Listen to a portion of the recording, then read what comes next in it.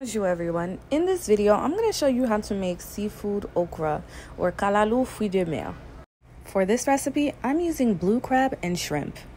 So the first step is to properly prepare and clean the seafood. For the blue crab, I start off by taking off the tips of each leg, and then I remove the outer shell to expose the inside. And if you have a female crab, you should see some really beautiful orange-red eggs.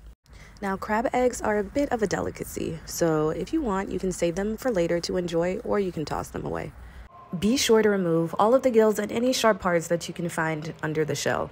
To clean the seafood, use lemons, limes, vinegar, and cold water.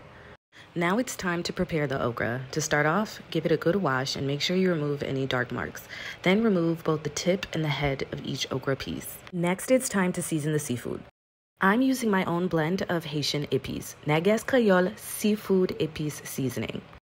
This blend is perfect for marinating seafood as it's a little spicy and has a great amount of zest. On medium-high heat, add some olive oil and all of the crab to the bottom of a pot. While that begins to cook, carefully clean and then chop up some watercress.